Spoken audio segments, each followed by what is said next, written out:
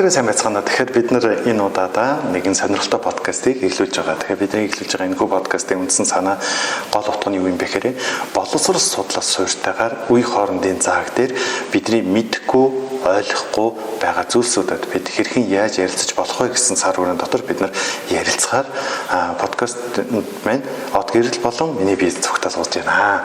За тэгэхээр өнөөдөр бид нар хамтдаа ямар сэдвийн талаар ярилцах вэ гэхээр за одком нэг уншаад өгдөө. Үе хоорондын ойлголцол fixed mind versus growth mind ойлголт хэрхэн бий болдог, хэрхэн хөгждөг вэ? Зүйтэй. Тэгэхээр ер нь бол үеийн хооронд нэг юм асуудал байдаг юм. Жоо нас ахмаг. Одоо таны үед бол 10 настай хүүхдүүдийн бол та ага. Гэтэл та бол 20 настай байлаа гэхэд 30 нас 40 насны бол таны үед бас их хол. Тэнгүүд хоорондоо ярилцаад ойлголцохоор ямар асуудал гарч ирдэг вэ гэхээр чи энийг мэддэггүй юм уу? Нөгөө дээд үе юм тийм ээ. Чи энийг мэдэхгүй байж ер нь яагаад ингэ байгаад идэв гэх мэтлэн нэг юм зүгээр тайлбарлаад өгчүүд болох зүйлсүүд дээр айгүй зөрчилдөг үүсдэг шүү дээ. Тэгэхээр тэр асуудлыг бид нар барьж аваад яг энэ сэдвүүдийг яагаад энэ ийм юм бэ гэдгийг ярилцах гэдэг нь гэсэн. Тэгэхээр өнөөдөр ярилцах байгаа зүйл маань юу юм бэ гэхээр дараах сэдвээр өрнөхөж байгаа үндсэн тодорхойлт болон өнгөрсөн одоо ирээдүйн цаг дээр хөгжин тэмүүлэл сэтгэлгээтэй хүмүүс яагаад зөв мэдгийг тогтсон үзэл амьдрал хизээ хэрхэн хаана бий болдгийг сайн ба сул тал хөгжил сэтгэлгээтэй үзэл амьдрал нийгмийн бодит жишээг дуртахыг үе хоорондын зүйтэй ойлголт тэр нь яагаад бий болж байгаа вэ? Бид хөгжихийн тулд яг яах ёстой юм? Шинэ технологийн иргэн суралцах хандлага хэрхэн өөрчлөгдөж байна? Төлөвшлийн алхам буюу хизээ бид эхлэх ёстой вэ? Дүгнэлт гэсэн хэсгүүдээс өнөөдрийн подкаст маань ерөнхий юм агуулгаар ярилцах гэж байгаа. Тэгэхээр подкаст гэдэг утгаараа бид хоорондоо нөгөө сэдвээсээ хазаахгүйгээр нэлээд хижээх ёстой шүү. За, эхний асуудал. Growth mindset болон fixed mindset гэдэг юм. За, энэний үндсэн тодорхойлолт буюу эхлээд бүгдээрээ нэг зүйлийг ярилцъя. Хөгжих боломжтой сэтгэлгээ гэдгийг одоо ер нь юу гэж бодож байна? Хөгжих боломжтой сэтгэлгээ эсвэл тогтсон үзэл амьдрал. Одоо хэдийн тогтоод өөрчлөлтөнд орохгүй гэсэн үг шүү дээ. За, энийг ер нь юу гэж бодож байна? Юу гэж боддог вэ ер нь таны насны зүгээс? Миний зүгээс бол хөгжих боломжтой сэтгэлгээ бол ингээд ямар ч үед нөгөө нэг хөгжилт юм уу ямар нэг мэдлэгт ч юм уу тийм хүлээж авахд бэлэн байдаг. Тогтсон үзэл баримтлал болохоор яг хэрвээ ямар нэгэн зүйлд тогтсон байвал тэгээд тэрвэрээ л ер нь явах хүсэлтэй. Тийм. Тэгэхээр тэгж л ойлгодог юм байна л. Тэнгүүд юу аль нь хүнд илүү байх хэрэгтэй юм бол? Ер нь хөгжих боломжтой сэтгэлгээ. За хөгжих боломжтой сэтгэлгээг бодъё л да.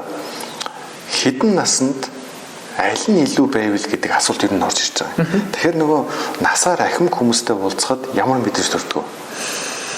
Яг нөгөө тогтсон үзэл баримтлалтай тэгээд ийм ахмад хүмүүс чинь юм сонсдгүй шүү дээ. Ягаад бол одоо чинь надад бол ямар нэгэн санал байгаа шүү дээ. Одоо чинь би энэ дээр ингэмээр байна. Би одоо тэрнээр тэгж үзмээр байна. Ингүүл ер нь хаяад ингэн готлуудаас шууд ингээ хаалт тавьдаг. Наа чи угаасаа болдгүй. Би мэднэ. Гэж ингэ тавьчихдаг. Яагаад гэж асуух. Яагаад гэд асуухаар угаасаа болдгүй ингээд тийм тогтсон үгээр хариулдаг. Тэнгуут тэр чинь ингээд ямар ч тийм нөгөө discussion буюу харилцаа ойлголцол байхгүйгээр хааччих واخхой. Тэгэхээр би ингээд энэ үнд угаасаа нэг бодлороо нэг бол надад энэ хүн би угаас юм хэлээд нэмэргүй юм байна.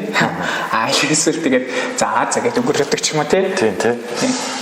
Тэнгуут одоо яг наанч гарч ирж байгаа юм. Яагаад гэдгээ тайлбарлахгүй байна. Гэхдээ болохгүй гэдэг байна. Тэнгүүд залуу хүүхдүүд буюу туршлага байхгүй тохиолдолд зөрч хийдэг. Яагаад зөрч хийгээд зөрч хийсээр байгаад яг адилхан тэр ах нарын эсвэл эгч нарын хийсэнтэй адилхан болохгүйг нь ойлгодог байхгүй. Тэнгүүд нөгөө нэг нас ахмаг хүмүүсийн үед буюу үе хоорондын ойлголцлоор юу гэж ярьдаг гэхээр би чамд хэлээ биз дээ. Тэгээд дараа нь нөгөө залуу хүүхдүүдийн үед юу гэдэг гэхээр өнгөрсөн удаа хэлээд би болохоо байцсан. Тэгээ одоо буруу зэмцээ дараагийн удаагаас эхлээд ямар ч болцолгүй энэ үгийн үгийг сонсъё гэж бодох гэдэг. Гэтэл энд юу болж байгаа гэдэг асуулт гарч ирдэг байхгүй. Зүгээр л нөгөө яагаад болохгүй байгааг нь үе хоорондын ойлголцлын асуудал буюу тэр насн дээр та нар энийг мэдэхгүй учраас болохгүй юм байна л гэж хэлэхгүй байхгүй. Тэгээд тэрнээс болоод тайлбарлаж хангалттай өгөөс болоод энэ дээр нь алдаа хүсэж байгаа. За үүнтэй холбоотойгоор яг өнөөдөр бидний харилцаар өрнөж байгаа. За өсөлтийн сэтгэлгээ гэж бол ер нь бол орчуулсан. Өсөлтийн сэтгэлгээ гэдэг нь чадвар, оюун ухааныг тогтмол өөрчлөгдөжгүй шинж биш, харин тууштай байдал, хүчин чармаалт, суралцах хүсэл эрмэлзлээр хөгжүүлж болдог гэж үзэх итгэл үнэмшил юм а гэж тодорхойлсон байна. За тогтсон сэтгэлгээ гэдэг нь оюун ухаан, авиац зэрэг чадварууд төрөлхийн тогтмол бөгөөд хүчин чармал дээр хөгжүүлэх боломжгүй гэж үзэх итгэл үнэмшил гэж байгаа. Тэгээ ингээд бидний бодоод байгаа ажлын өсөлтийн сэтгэлгээ, тогтсон сэтгэлгээ гэдэг хоёрыг бид бас заримдаа их тийм буруу боддог. Буруу боддог гэдэг нь юу юм бэ гэхээр тогтсон сэтгэлгээ нь бол бүр ингээд үзэл баримтлал нь бат болсон сэтгэл гэж бодох гэдэг боловч үнэндээ бол яг шинжлэх ухааны талаас тайлбарлаад үзэхээр энэ тогтсон сэтгэлгээ нь ер нь юмыг чадахгүй болохгүй болоод ирэнгүүт угаасаа л тийм гэж боддог гинэ. Угаасаа л тийм. Одоо отко бол угаасаа л төрхөөсөө л гоё юм жонглоор те нэг галаар гол наадаж өссөн. Бар плеткэн дээр сууж өссөн гэж үзэх гээд байдаг.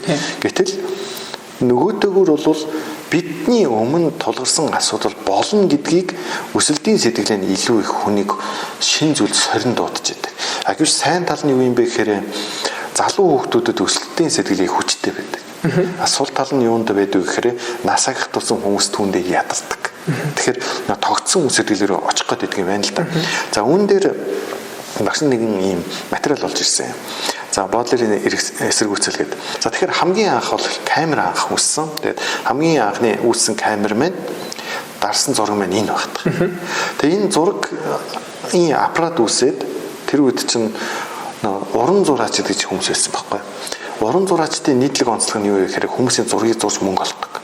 Тэнгүүд зураг авч болно гэдэг нөхцөл байдал үүссэн.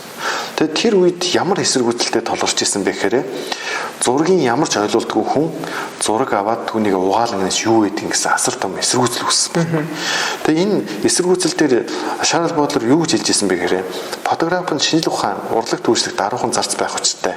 Өөрөө урлаг биш гэж бичиж хинч камер барин амархан дүрслэгийг урлагийн чанарт сөрөг нөлөөтэй гэж зэмлэж ирсэн юм байна. Тэгэхээр одоо ингэ бодоод үзье л да.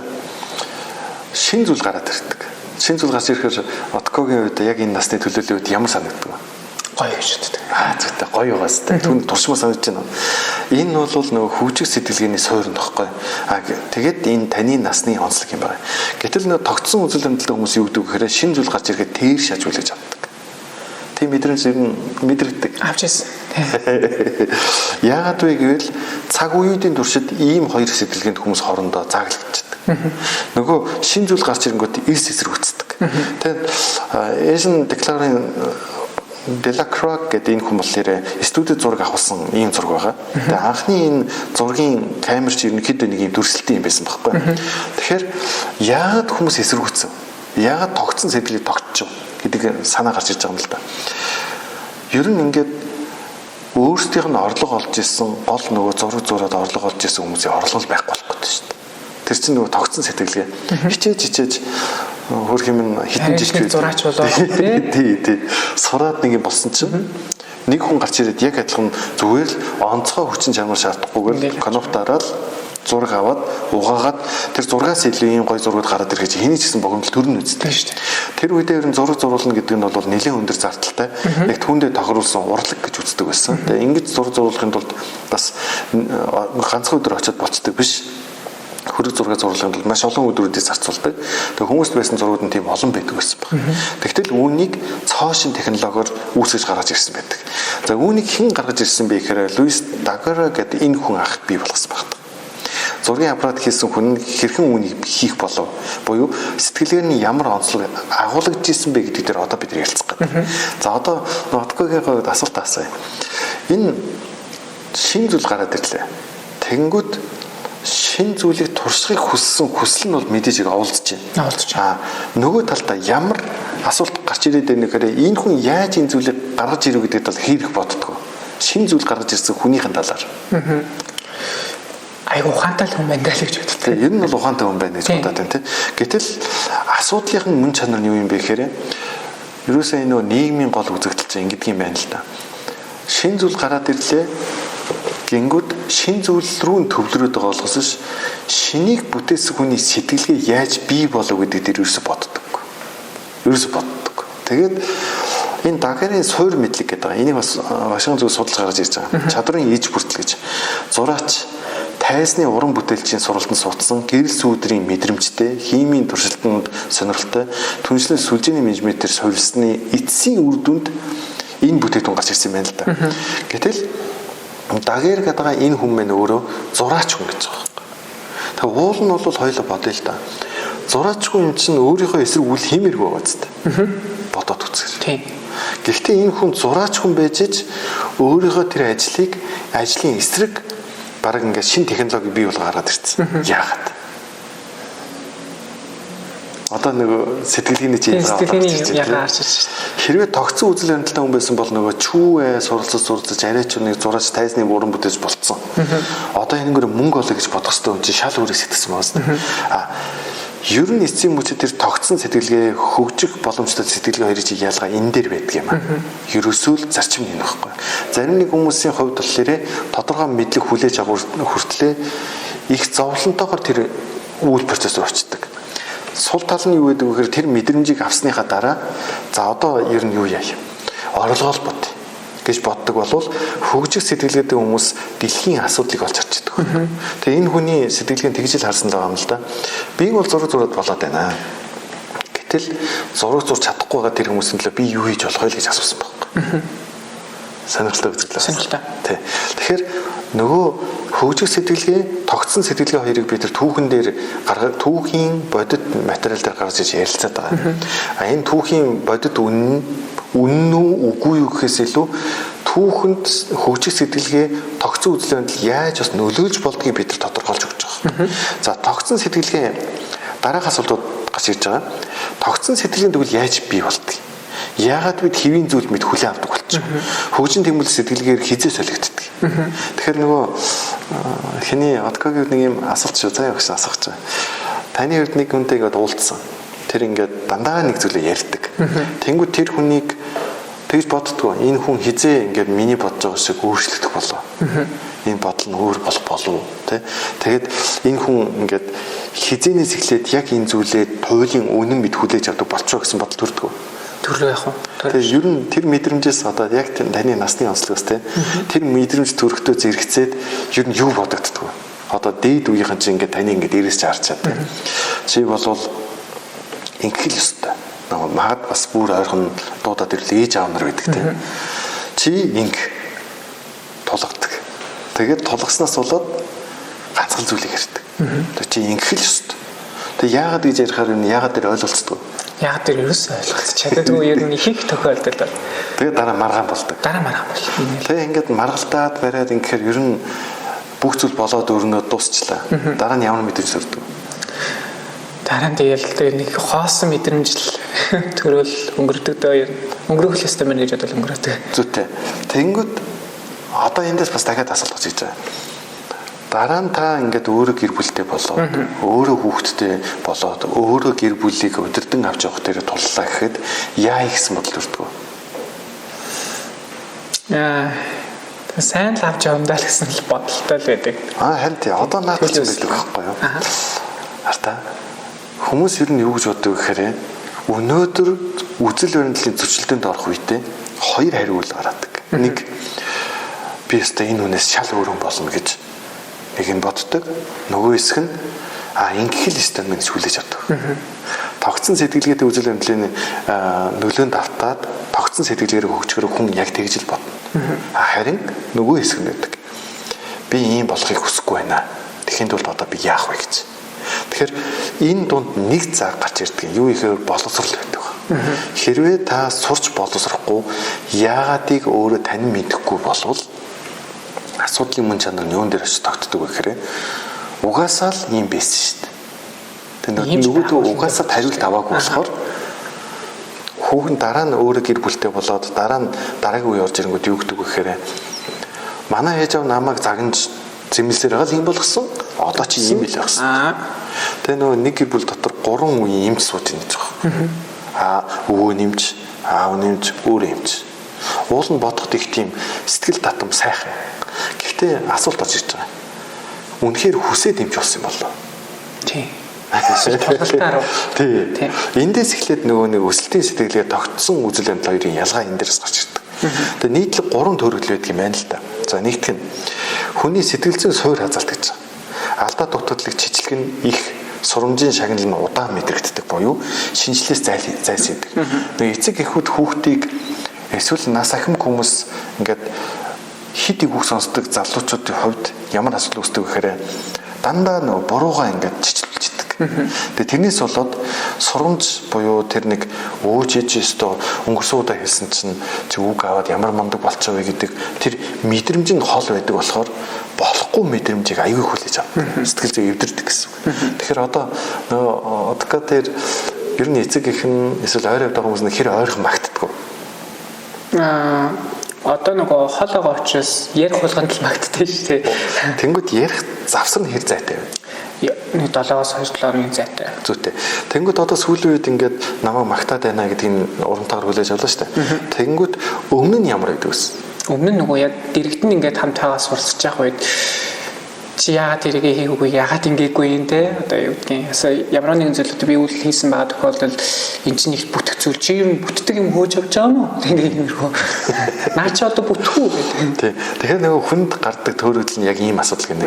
Ойрхон байхаараа алдаа туталныг харагдаад тэрийг зэмлэх гээд нөгөө тогтсон үзэл баримтлал нь юу гэж боддог вэ? Чи угаасаа чадахгүй шүү дээ. Чи угаасаа гэх нөгөө тэр хүн нь энэ угаасаа чаддаггүй гэсэн үзэл баримтлалаар нөгөө талдаа мэдээлэл өгөөд ангууд нөгөө тал сэтгэл зүйн бас ингэж гэмтдэг. За түүний дараа бас нэг асуудал нь байгуулгын ба боловсролын бүтээц гэдэг байгаа. Үр дүнг чухалчлагч үйл явцыг анхаардаггүй. Тэгээ яаж гэдгээс илүү яагаад нь чухал болчихдог. Та нөгөө байгууллага боловсролын бүтээцийн талаасаа байгууллага бол ерөөсөө юу болох гэдэг нь гэхээр өнөөдөр сарын орлого нь ямар байна, өнөөдөр үр дүн ямар байна гэдэг зүйлийг яриад байдаг. Тэг яаж гэдгийг хайчих гад байдаг. Тэг энэ бас нэг юм төрөлд оруулах хүчин зүйл байдаг юм байна. Тэг уламжлалт сэтгэлгээ бусдын төрөлхийн амьяст болохоор би тэгж чадахгүй. Тэгэхээр нөгөө хүн бусдаас үг сонсоход энийг их ярмаар юм шиг боловч сайтар судлаад үзэхэд хүн өөртөө энийг аюу хэлдэг гинэ. Юм хийж яваад нэг жоохон хийж аваад чадхаа байлаа шүү дээ. Тийм тэгэхээр бусд нь угаасаа л авьяастай болохоор тэд нар чадаад байгаа. Би чадахгүй. Энэ хүн юусэн учраас л. Тий. Тэнгүүд ийм гурван төрөлд хүнийг тэр тогтсон үзэл баримтлал буюу би чадахгүй, би болохгүй, би муу гэсэн чиглэл рүү авч явдаг л. Угаасаа ийм гэдэг үзэл баримтлал болоод байна. Тэнгүүд одоо бодгоо магад заримдаа нэг хямралд орчлоо. Би чадахгүй байгаа юм шиг, болохгүй байгаа юм шиг. Тэр үед ер нь юу бодогдож байна нэгдүгээрт. Хоёрдугаарт хинээс тусламж авахыг аягүй хүсдэг. Нэг хүн одоо яг энэ зүйлийг туулсан хүн байдаг бол зөвлөгөө өгсөл гэсэн хүсэл надад төрдөг яг нэг хямралд орсон үед. Хямралд орсон. Одоо нэг юм хан мөрөгцсөн байгаа шүү дээ. Тэгмээд би гарц гаргалгаагаа өөрөө таньж мэдэх боломжгүй байгаа тохиолдолд хин нэгэндээ ярилцах юм уу эсвэл надаас илүү туршлагатай хүнтэй ярилцвал уг нь зүгээр болов. Зөвлөгөөг авбал зүгээр болов гэсэн бодол төрдөг. Зүгээр. Уул нь бодолтой. Мэдээж ирдэр чинь нөгөө эргэлхийлж штэ. Хөгжил илүү ингээд хөгжихийг хүсэж энэ гаргалаас би яаж гарахыг хүсэж байна. Гэтэл тэр хүмүүс нэг хэр өргөн олдож байна. Олдцсон юм бол амар бага. Багага шалтгаан юу вэ? Магадгүй би шинэлэг зүйлийг хийж байгаадаа бас өчир шалтгаан байж магадгүй. Нэг бодлын тийм.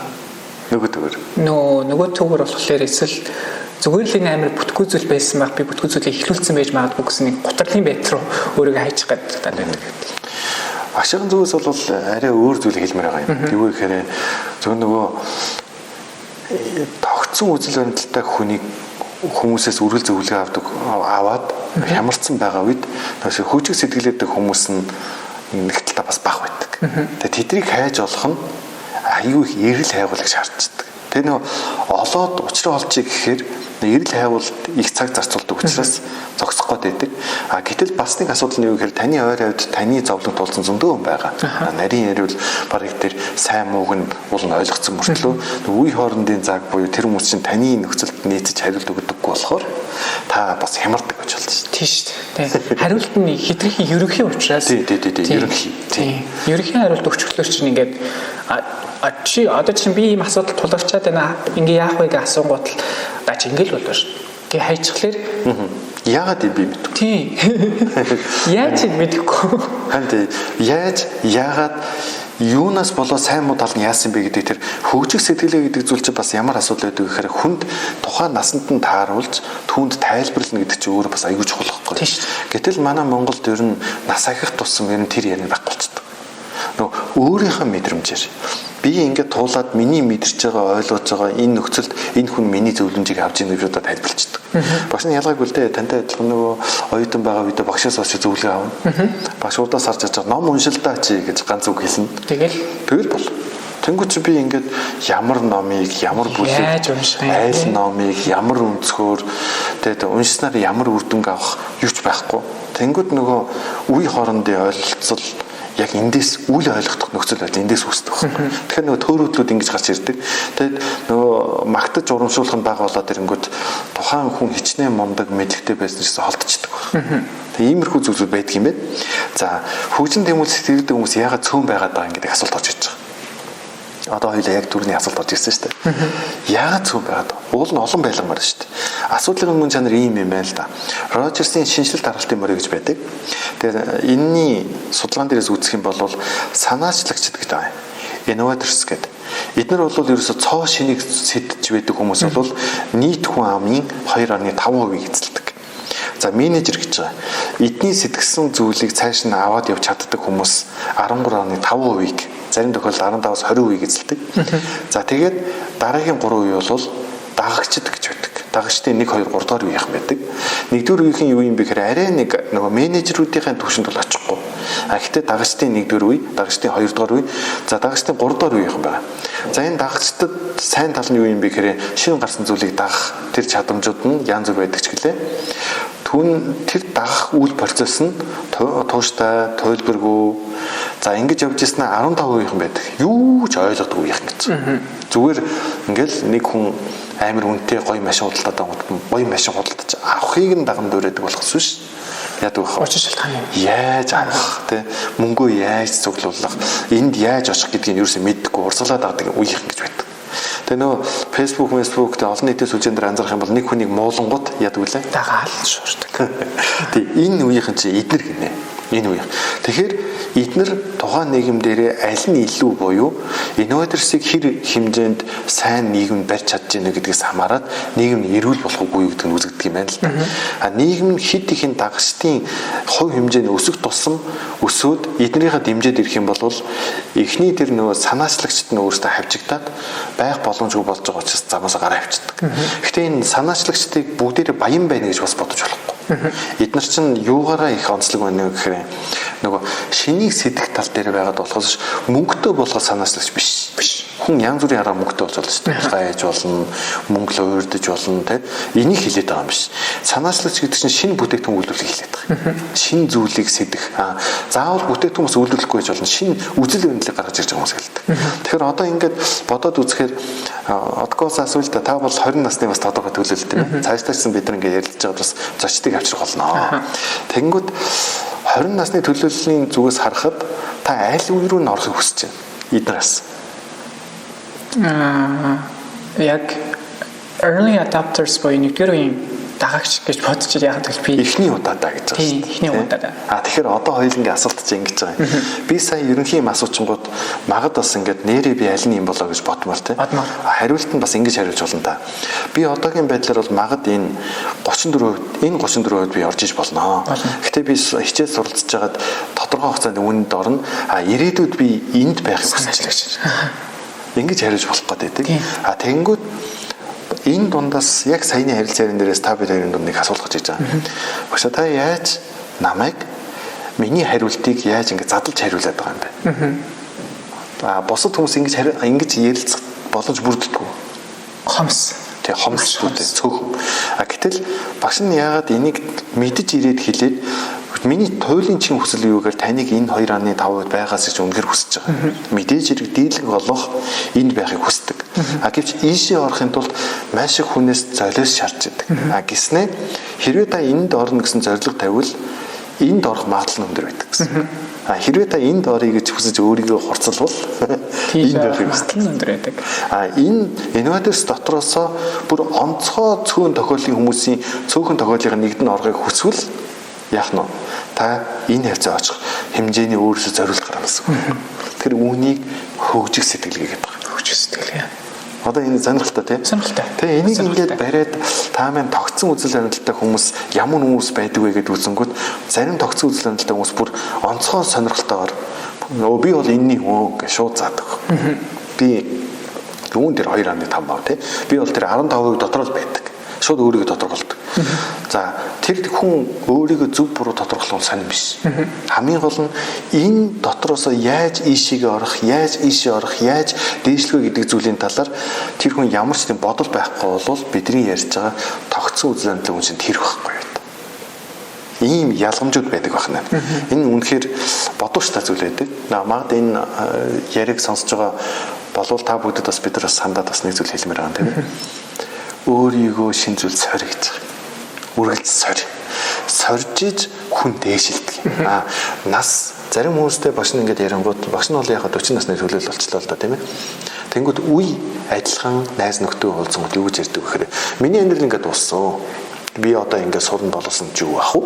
Одоо би тэр компьютер гэдэг мэдэгч үү? Одоо ингэж яагаад би ингээд насыг борно гэж байгаа юм. Бууж үсттэй. Тэгэл бодоод үсттэй.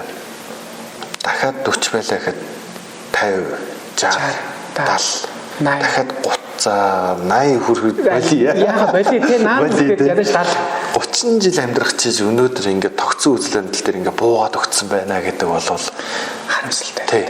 Амар хүнд асуудал байхгүй. Харин бүр доошоо буцаад бууя. Зарим нэг 10 эдтэй, зарим нэг 20 эдтэй залуу хүмүүстэй ярилцахаар бас юу гэдэг вэ гэхээр би ном уншмаар байна. Тэгээ ер нь хөгжин бүснэс юу гэдэг. Би нэг болж игэл ингээд нэг тэгж жагаад ээж аваар мөнгөний төлжүүлнэ гэсэн. Ихтэй сургуулийн төгссөн болоод нэг ажил хийсэн болоод тэгээд болж игэл тэр гадаад дотоод руу яваад нэг хар бор ажил хийгээд амьдралаа залуулдаг байхгүй. Уул нь бол энэ бас нэг бодлын бас буруу бас биш ч гэлээ. Нөгөө төгөр нийгэм биднээс нэг зүйлийг шаардж байна.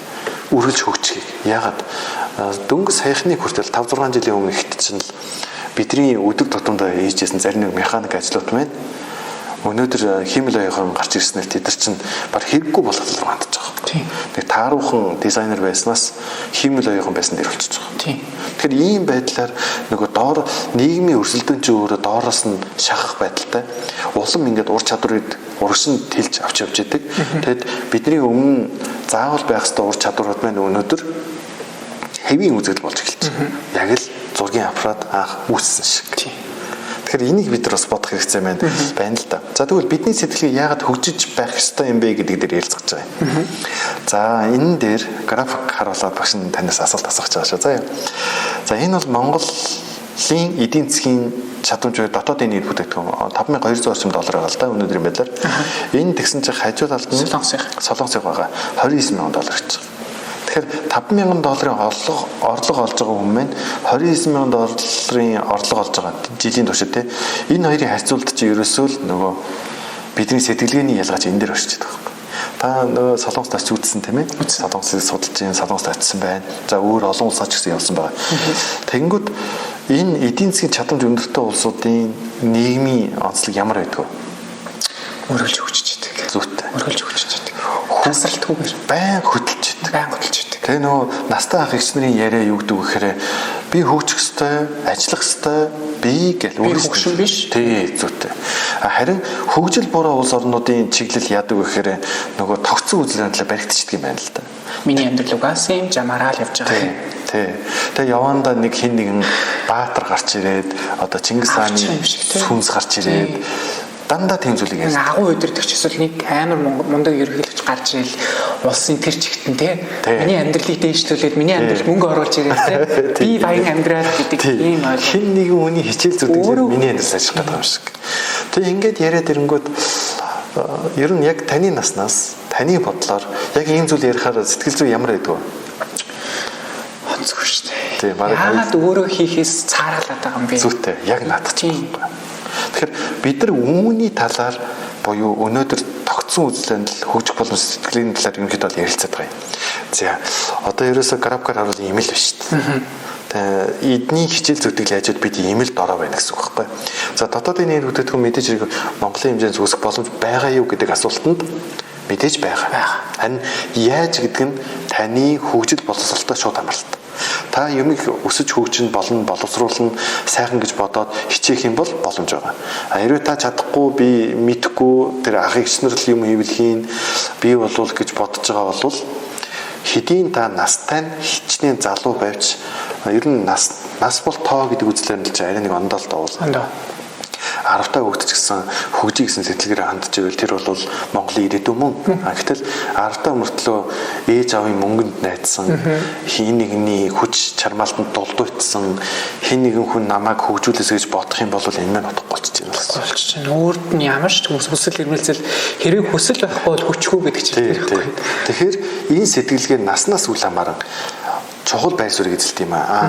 Харин хүн ер нь анх төрөхдөө хүүхэд те анх төрөхдөө ямар сэтгэлгээтэй төрдөг гэж боддог вэ? Анх төрөхдөө юу? Анх төрөхдөө одоо сайн мэдгүй юм шиг ингээд бас нь бол ари өөр үзэл тайлбарлана. Хүн төрөхөөсөө эхлээд хөгжих сэтгэлгээтэй төрдөг. Үүнийг юугаар нотлож болох вэ? Хүүхэд төрсөн үеэсээ эхлээл мөөмө хайж эхэлдэг. Хүүхэд төрсөн цагаас эхлээд алах ёстойг ойлгодог. Хүүхэд төрсөн цагаас эхлээд хилд орох ёстойг ойлгож хичээл зүтгэл гаргаж идэг те. Ямар асуудлаас болоод хүмүүс тогтсон үзэл байдал уу би ер нь хөгжихгүй гэж бодож эхэлдэг орчны нөлөө гэдэг. Тэр орчны асар их сөрөг эсвэл эерэг тэр нөлөөнүүдийг бидний яаж шингээх вэ гэдгээс хамаарат тэр гэр бүлийн боловсрол, философи бүх зүйл хөлөвшдөг байна. Тэгээ энэ аюул чухал ойлголт.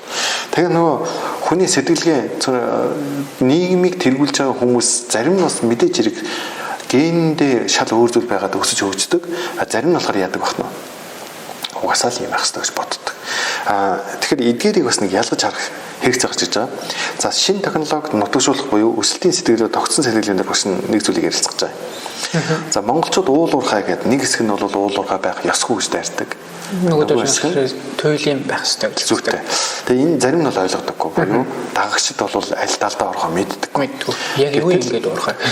Үүнийг би нотлохотойгоор бас та бүгдэд нэг зүйлийг үзүүлэхээр харуулж байгаа. Энэ юм бигэр оюу толгой гэдэг манай улсад амар том ийм нэг сэдв байдаг те. Орлого өгж ийн үхгүй байна гэл те. Оюу толгоогоос орж ирсэн сүүлийн 5 жилийн татвар төвлөрсөн мөнгөд нүм багтах. Энэ мөнгөд нүгээс харах юм бол 2024 онд 294 сая доллар, 681 сая доллар, 314 сая доллар энэ зөвхөн татварт төвлөрсөн мөнгөд нүм. Тэгээ энэ мөнгөөр тэгвэл юу хийдэг юм гэж байгаа. Тэгээ тогтсон үзэл баримталтай хүмүүс бол энийгээ хардгуул юм байна л да. Зүгээр л муухраар юу гэж үздэг вэ гэхээр энэ бол ерөөсө хэн ч хэрэггүй гэж хардаг. Тэгсэн чинь бодоод үзээ л да. Монголын 1 жилийн төсөв биш үү? Одоо өнгөрсөн жил бол 27 их найт төгрөг байсан. 27 их найт төгрөгөөс 24 онд төвлөрүүлсэн оюу толгойн энэ сая доллараар авч үзвэл 15 их найт төгрөгийг оюу толгоос гаргаж ирсэн байна. Тэгэхээр 27 их найтын талыг нь юу гаргаж ирж байгаа? Оюу толгой гаргаж. Зүйтэй. Тэгэхээр эн чинь эдгээр ингэж мөнгө оруулж ирж татвар оруулж ирж байгаа юм чинь за мэдээж хэрэг тэд нар ашиг олж байгаа учраас энийг хийж байгаа шүү дээ.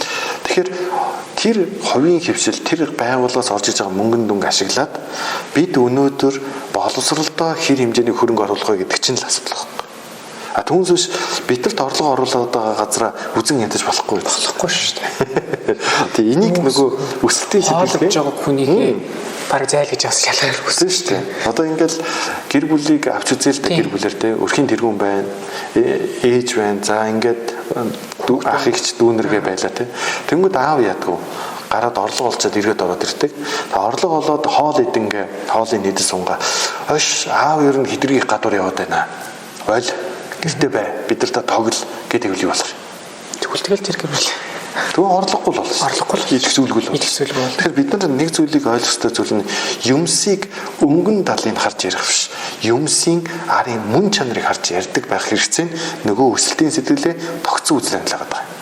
Бид хөгжихийн тулд одоо тэгвэл яах ёстой гэдэг асуулт орж ирж байгаа. За одоогийн үед буюу магад бас нөгөө 20 насны төлөөлөл байгаа учраас танаас асуулт асууж байгаа шүү. За та өнөөдөр хөгжихийн тулд яах ёстой вэ? Хичээх ёстой. Тийм, хичээн. Бүхэл талаар хичээх ёстой. Зүйтэй бүхэл талаараа тий. Ерөөсөө залхуурчлахгүй гэсэн. Зүйтэй. Залхуурахгүй бай, хөгжих юм байна. За энэ дээр нөгөө магад бидрийг сонсож байгаа хүмүүс аваад бид нар та бүгд бас нэг зөвлөмж өгмөр байгаа юм. Хөгжихийн тулд байна штэ. Өнөөдрөөс эхлээд өөрийгөө нээн илрүүлэх буюу би угаасаа чадахгүй, би угаасаа ур чадваргүй гэдэг бодлоосоо салаач гэж байгаа. Юусе ингээл болоо. Эхлээд нэгтгэн энээсээ сал. Хоёр дахь нь өөрийгөө хайж болохын тулд ном уншия, тэр нэг Facebook ухаатайгаа нэг өдөр тутмын одоо маш их хугацаагаа багасгахыг, өөрийгөө янз бүрийн спортод сорж үзье. Би намайг чадахгүй гэж үргэлж шордоод байгаа хүмүүсээс зайгаа барь гэж байгаа. Яг зөв. Ерөөсөө тэднээс зүгээр зайгаа барь. Тэр хүнд их сони юм байна л да. Ингээд харахаар хамгийн их таныг урамшуулад байгаа юм шиг мөртлөө хамгийн их чадахгүй чинь давтан хэлдэг үнээсээ холдохгүй бол хүн хөвждөггүй гинэ. Яаж хөвж вэ? Тэрнийг мэддэггүй гинэ хамгийн гол. Нөлөөлөлт навтсан маа угаас харахгүй. Өө зүйтэй яг онж хэлж байгаа байхгүй. Нөлөөлөлт навтаад гэдэг. Нөлөөлөлд яаж автдгийг гэхээр энэ найз минь өөрхий надад заримдаа гоё хоол авч өгдгийг, энэ найз минь цуг байхаар гоё хөвгчлөлтэй байдгийг, эсвэл энэ ах надад их гоё үнэн юм яриад идэг гинэ. Тэгээ дахиад ингэ судлаад өнгөцгөн ингэ жоохон ингэ тойроод ингэ харангууд танд гоё хоол авч өгч гоё байгаа мөртлөө нөгөө талаар чи чадахгүй. Чиний юм хийх гэж юу гэдэг. Тэгэл ингээл би ингээд гадаад руу явах гээд би англи хэлээ сурч байгаа, солонгос сурах гээд би солонгос сурч байгаа ингээд чи чадахгүй. Тэгж яадаг. Солонгостой хүмүүс чи аюу. Гэтэ ер нь чадахгүй гэдэг бас шууд хэлдэггүй гинэ тийм. Шууд хэлдэг нэг тойроо гар тийм. Юу гэдэг чи хүний газар цовхоос тийм. Чи ерөөсөө ингээл виз мэд чи харлаад чи амар хэцүү гэд. Энэ хардаа эсвэл чиний виз гарахгүй. Тий зүйтэй. Тэгдэг гинэ. Тэгэхээр нөгөө тиймэрхүү хүмүүсээсээ бид хөгжихийн тулд хамгийн түрүү салах хэрэгтэй гинэ. Салах хэрэгтэй. Сал холд гэж байгаа. Яаж холдох вэ гэхээр эхлээд өөрийгөө 3 дугаар биеэс буюу субъектив байдлаас өөрийгөө хараад надад яг жинхэнэ зөвлөгөө өгдөг хүн, надад яг ингээд намайг чиглүүлдэг хүн энэ бүх зүйлүүдээ ингээд тодорхойлох хэрэгтэй болж байна. Менторлж байгаа үний харах хэрэгтэй. Тэрнийг бүр ингээд цаасан дээр бич гэж байгаа. Нэг асуудал гарч ирлээ. Тэгээ нөө надад зөвлөгөө өгдөг хүмүүсийн нэрийг нь тоочод бичиж жагаад тэгээд надад эерэг зөвлөгөө өгч эхлээд зөвлөгөө юу гэж өгснийг бичээд тэр зөвлөгөө нь намайг чадахгүй гэж их олон хэлж гэнэ үү? Эсвэл чадуулахын тулд надад зөвлөмж өгч гэнэ үү? Ийм зүйлийг гаргаж иргэнэ. Тэгээд болж ивэл дараагийн түвшинд орох гэж байгаа. Тэгэхгүй нөгөө бид нар чинь нэг тийм ерөнхийлдэг ард юм баггүй. Хүмүүстэй ингээд юм ярингууд манай монголчууд ерөн сүрж байгаа юм. Тэгээ ерөн гэдэг ерөнхий байдлаар. Монголчууд бүгдээрээ уул уурхаатай хамааралтай болж байгаа гин. Тэнгүүд бүгдээрээ гэж хэлж байгаа. Харин тийм. Яг асуулт нарж байна. Наач асуулт биш. Солонгос руу хүмүүс явсан хүмүүс бүгд харалдаг гин. Тэгвэл бүгд гэж хэлж байгаа. Харин тийм. Тэгээ нөө дандаа тоон статистик баримт байхгүй. Тэсэн мөртлөө өөрсдөө үзэл санааны нэг зүйтэй. Цаанаас гаргаж ирсэн зүйл өөрөөр бодохын тулд бид хийчих хэрэгтэй болж байна. Ойлгомжтой тийм ээ. За тэгэхээр бид нар ингээд өнөөдрийн хувьд бид нар хөгжих сэтгэлгээ тогтсон үзлэнэл гэдэг дээр байж болох хэмжээнд насны зөрүүтэй ойлголтоос өөрсдийнхөө үзэл санаа бодлыг та бүгд тайлбарлан ярилцлаа. Тэгээд өнөөдрийн ярилцсан зүйлийн хувьд мад Откогийн хувьд ямар бодол төрж байна? Сая таныг ярьж явах үед ингээд шар ус босон гэдэг мэдрэмж өгдөө шүү дээ тий. Тэр л надад амар гоё төрлөө. Би яагаад ингэж вэ? Харин тийм их гоё шүү дээ тий. Айгуу гоё. Тэгээд хөгжих бол хүн болгон боломжтой. Тэгээ таны насуулын бол хамаарал биш. Одоо хамаарал сая хэлсэн шүү дээ нөгөө насуул гэд тоо гэдэг чинь бас нэг арай өөр ойлголт юм а гэдэг чинь энэ чи эерэг ойлголтоор авахгүй. Тэгэхээр та 80 50 50 50 тий тэр хамааралгүй. Та хэрэг хөгжих сэтгэлгээ тань үнэхээр байгаа л бол хөгжихийн төлөө хичээгээс хичээцгээе. Зүгээр бид нар хөгжиж байна. За тэгээд подкаст маань энэ хүрээд дуусгах гэж байна. Тэгэхээр дуусгахдаа зэрэгцээ та бүгдээ өөрсдөө бид илүү нарийн тайлбарлая. Танилцуулъя. Намайг Очор ирээдэг бодолцол судлалын ухааны доктор. Тэгээд би нийтдээ 8 сургуульд өгсөн. Тэгээд энэ подкастыг эхлүүлж байгаа үндсэн шалтгаан нь ерөөсөө юу юм бэ гэхээр залуу хүүхдүүдийг аягүй их мохоож байгаа зүйлийг харагдаад байгаа надад болохоор. Тэгээд уул нь бол миний бодлоор ингээд яг боловсрол судлалын чиглэлээр яваад би 20 жил болж байгаа. Яг сураад судлаа тий. Тэгээд багшигээд нэг 17 8 жил болчихлоо. Тэгээд харангууд яг тэр оюутан болоод орж иж байгаа хүүхдүүд яриад энэ хүүхд бол үнэхээр хөгжиж юм байна, чадах юм байна, болох юм байна гэсэн итгэл үнэмшлээр хичээл заагаад явж итэл орчны нөлөөлөлд автаад нөгөө хүүхдүүд маань өсөл мөрлө хайчдаг. Тэгээ надад аягүй их тийм харахад хамсалтай санагддаг. Тэгээд Откогоо энэ подкастаа урьж оруулцуулаад бид нар хамтдаа ингээд урьж байгаа шалтгаан нь ерөөсөө юу юм бэ гэхээр үе хоорондын загийг гаргахыг аягүй хичээж байгаа. Тэгээ нөгөө Откоо дээр асуулт тавина. Та мэдээж бүх 20 наснуудыг төлөөлж чадахгүй ч гэлээ. Өнөөдөр яг энэ судал дээр сууж байгаа хүний хувьд бол 20 насны бас нэг төлөөлж шүү дээ. Тодорхой жишээн дэр гэж байгаа. Тэгэхээр танаас гарч ирж байгаа асуултанд хариултыг өгж байгаа нь бас өнөөдөр подкастыг мань үзэж байгаа хүмүүст тайлбар өгөх гэж бид хичээж байгаа нь энэ юм аа. Гоё тий сайхан тий. Тэгэхээр бидний ерөөсөө ярилцаад байгаа зүйл маань танд бас асуулт байгаа бол сэтгэл хэсэг дээр асуужаас болно. Тэгээ энэ асуултуудыг бүгдээрээ хамтдаа хариултыг цугтай хайцгаая. Миний зүгээс бол аль боломжоор нь судалгаагаа хийж хариултыг өгөх гэж хичээнэ. Таны хувьд бол сониучгийн асуултуудыг асуух танд ирэх бас байх. Тэр асуултын ард яагаад гэж асуух танд бас ирэх байгаа шүү гэдгийг бас тодтогч бас хэлмээр байна. Яагаад гэхээр нөгөө боловсрал эзэмшээд эрдэмийн зэрэг аваад багш хүн болохоор л заавал уурлаж загнадаг зэмлдэг байх хэвээр бишээ гэдгийг энэ подкастаар дамжуулаад бас таниулахыг айгүй хичээж байгаа. Тэгэхгүй болохоор нөгөө энэ тэнд очиод нэг өөрийгөө танилцуулахаар боловсролын судлалын ухааны доктор гэж ярингууд бүгд ингээд жимбигээд өөрийнхөө яриаг ингээд цэгнээд эхэлдэг байхгүй. Ерөөсөө тэг шаардлага байхгүй шүү дээ. Энэ маань зүгээр л эрдэмийн зэрэг болохоос биш. Би танаас ямар нэгэн зүйлээр илүү байгаа. Тийм. Эсвэл нөгөө Чингисийн сүнс сүмс гэдэг шиг. Тийм. Эсвэл би нэг тийм бөө өнгөрч ч юм уу. Тийм биш байхгүй да. Зүгээр л бид ойлголцохыг хүсэж байгаа. Тэгээ нөгөө эцэг эхүүд магадгүй хүүхдүүдэд юм ойлгуулж чадахгүй бол бид нар тэр ойлголцыг нь зөв ойлгуулах гэж хичээх дараагийн удаад олон гой сэдвүүдийг хөндөх гэж зорж байгаа шүү. Энэ подкастыг маань анхааралтай сонссон байгаа надад баярлалаа. Дараагийн подкастаар уулзах хүртэл түр баярлалаа.